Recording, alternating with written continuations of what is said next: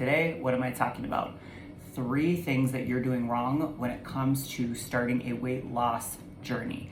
Whether you're trying to lose a significant amount of weight or you're just trying to lean out, here are 3 things that you're doing right off the bat that can help you on your next journey, whether you're kind of already started on it and you're not succeeding, or you're thinking about starting onto a new process. So the number one thing that you need to think about before you go into a weight loss journey is, where is my metabolism now?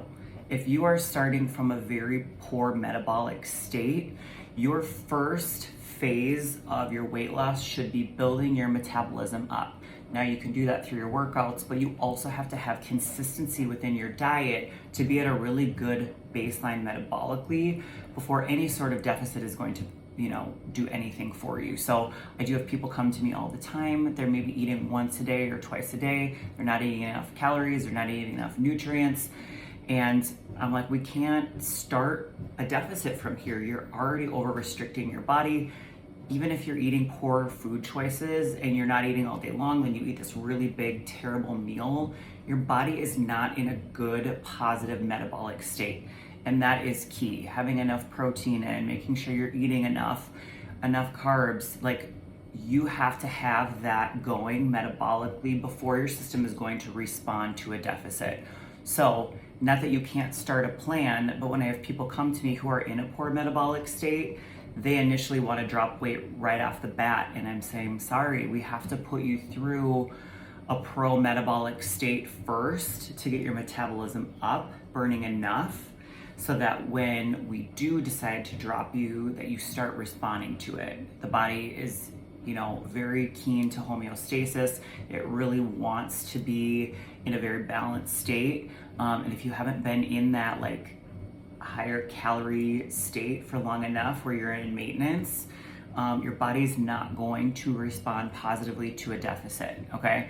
So that is the first thing right off the bat. Number 2 is, even if you are in a positive metabolic state starting off, you are over restricting your calories too quickly right away. And this is where I have a problem with some of the intermittent fasting or these extreme diets where people are doing 1,000 calories or over deficiting from that place.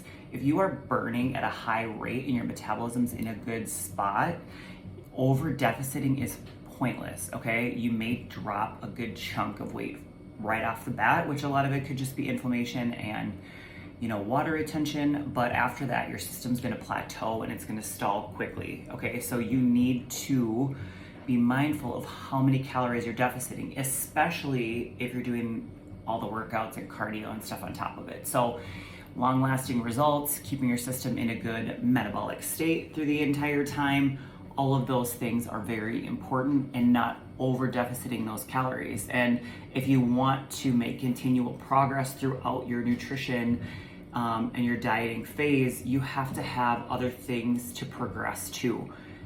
You can deficit 300 calories to start with, drop a certain amount of weight. Once you plateau, then you have the ability to deficit a little bit more, and that's how you progress things. You have to think about things for the long term. If I'm not eating enough right off the bat and I'm doing over deficiting, where do I go from here? I can't just eat nothing. I can't just over restrict. The body does not work that way. So slowly progressing the deficit and the other things that you're adding in to get progress is the key to successfully losing weight, okay? And the third thing that it comes to when it comes to your weight loss journey that a lot of people aren't doing, and they're doing incorrectly, is not focusing on your nutrients and your micronutrients and your macronutrients, okay? You are eating chicken and broccoli and rice all day long, every day. And not only does that set you up for a poor dieting mindset where you're like, oh, I'm just dreading this diet because I get so sick of this food, but you're also missing key nutrients, minerals, vitamins that are important in a variety of sources, okay?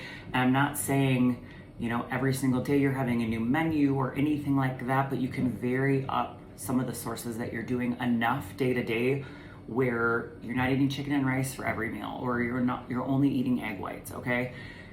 You have variety in your vegetables, your carbohydrate sources, your protein sources. There are a lot of low inflammatory foods in the dieting phase that are great to be using in dieting, and then all of those nutrients are supporting your organ function, your digestion. Most people are already starting with a lot of missing nutrients and deficiencies.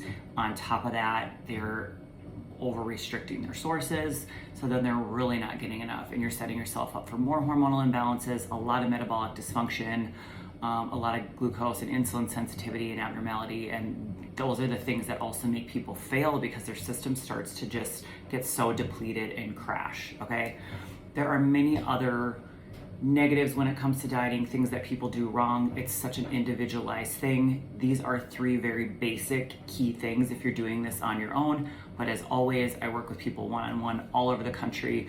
Please reach out if you're looking for more of an individualized plan, how to start, how to get your system into a good place, and set yourself up for success in the long term with your body and physique goals.